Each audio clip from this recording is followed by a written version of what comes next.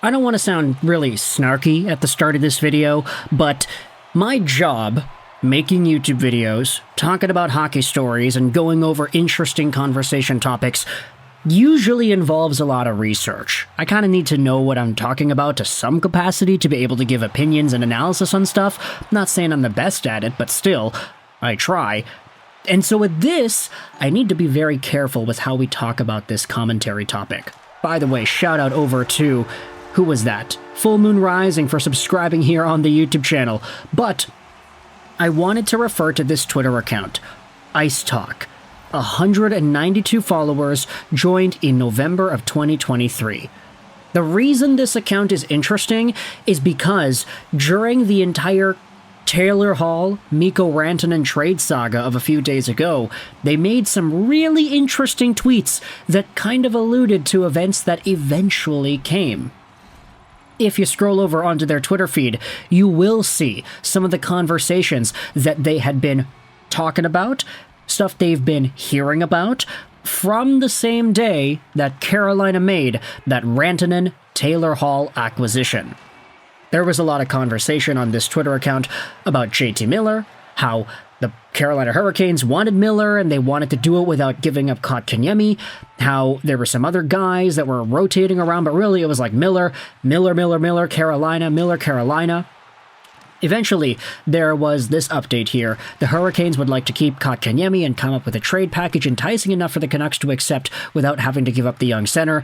They feel like they have the prospect talent to pull that off. However, the Canucks still feel their Stanley Cup window is open. There was a lot going on here from the Carolina perspective, but Ice Talk did say this. The Hurricanes feel they can compete with the defending champion Florida Panthers, plus the Caps, the Leafs, the Bolts, the Rangers, and the Devils if they make the right moves before the trade deadline. If they trade Kotkaniemi for Miller, there are forwards to watch out for considering they want to go all in. Yanni Gourde from the Kraken, Carl Palmieri from the Islanders, Taylor Hall from the Blackhawks, and either of the Sabres' young forwards, Cousins and Quinn. Now, this tweet did go a little bit viral because some people said, wait a minute, this guy called out Taylor Hall to Carolina before the insiders did.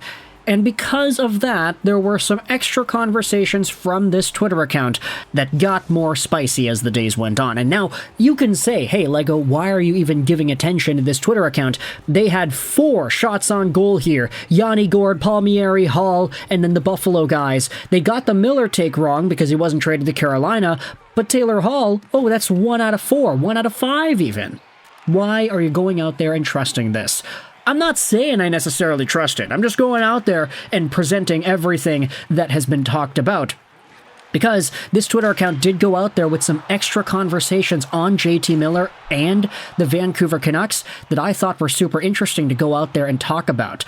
This Twitter account, from the way they're writing their tweets, it does seem like there are some things that they might know about that maybe us and the general public do not. Carolina fans, I told you Eric Tulsky wanted to go all in before any major news outlet. I told you guys. Look what happened in the past 30 minutes. Taylor Hall and Rantanen. If they can still pull off JT Miller, it would hard not to argue Tulsky being the GM of the year. You got my respect today, that's for sure, because of all the tweets that they made before the NHL insiders did. With this in mind, let's dive into the newest scoop, because they had themselves some extra conversations on JT Miller from 2 days ago. This also started to pop off a little bit. Here it is. As I've said earlier, the Rangers most likely won't land Canucks JT Miller. Put a fork in the Rangers. The Colorado Avalanche are coming in hot. As I've also said, the Canucks would like a center in return, and with the cap space the Avs have with current injuries to the roster, it could make it work. Obviously, Miller has a no trade, but he is intrigued with the possibility of playing with one of the best players in the game in Nathan MacKinnon. The Dallas Stars are right there as well. No state tax, and playing in Dallas is also appealing to the Canucks forward.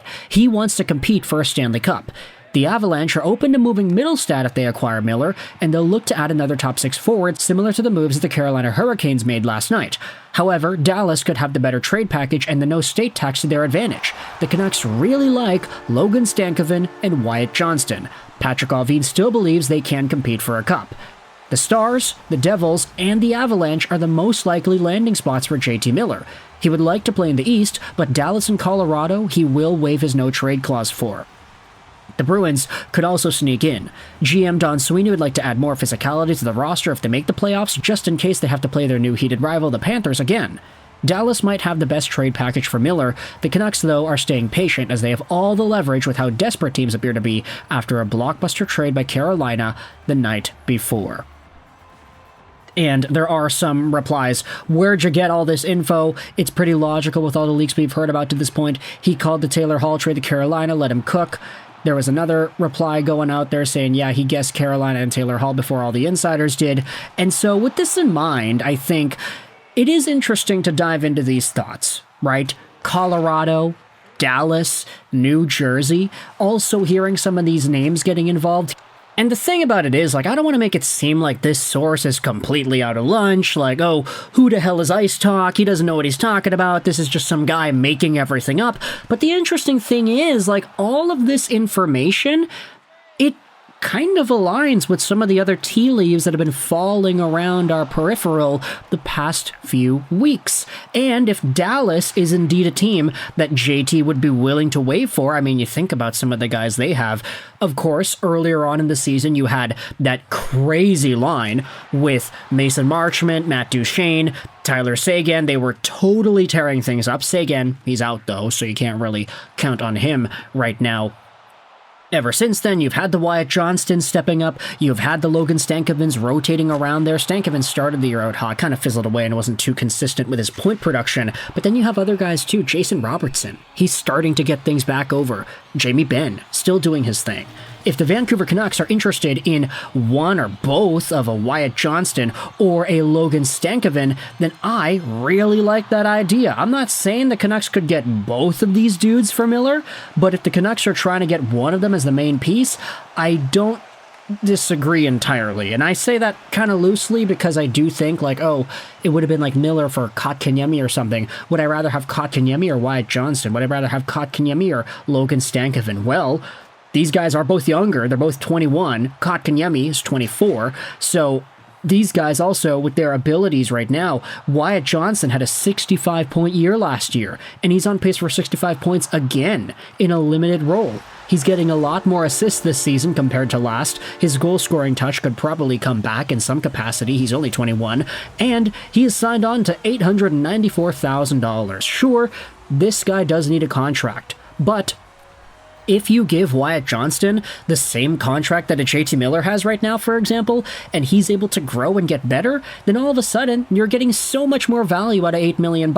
And I say $8 million as a small sample because Johnston has already exhibited very good production, and he's young enough where it's like, okay, if you can reasonably assume he's going to get better at ages 22, 23, 24, then you bet on that. This is one of these guys where everything has just worked ever since he was a first-round pick in the 2021 draft in a season where he had no games played in the OHL because it was shut down due to the coronavirus.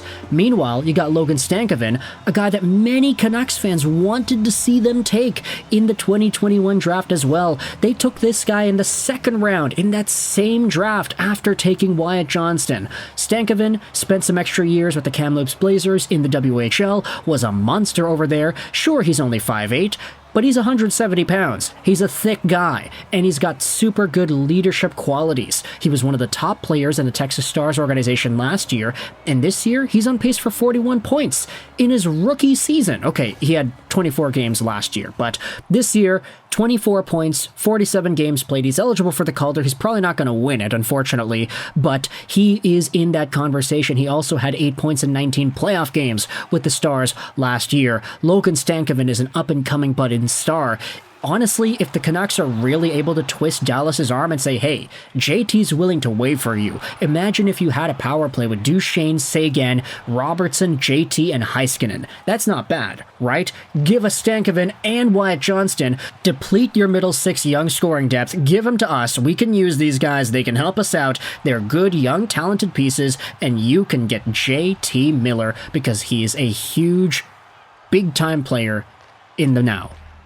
I honestly don't disagree with it entirely, and I'm just going to make this video as a thought experiment to dive into whatever it is we could see with Dallas, because I did think that this Twitter account was, at the very least, worthy of being mentioned because of how they had talked about Taylor Hall and the Carolina situation. Obviously, I'm not saying that this Twitter account is gospel, but if something does go down, I mean, if any of these names do eventually get called over to Vancouver at some point in the next few weeks or months here, who really knows how legit it is? So let me know your thoughts in the comment section below. Firstly, about this Twitter user who quote-unquote predicted the Taylor Hall trade to Carolina, now talking about JT Miller, saying that the Rangers are out, the Avalanche are in, so are the Stars, so are the Devils, so are the Bruins. They're potentially in there too. What are your thoughts on Casey Mittelstadt as a return? What are your thoughts on Wyatt Johnston and or a Logan Stankoven as a return? Let me know in the comments what do you think about all this. I hope you enjoyed this video. And bye.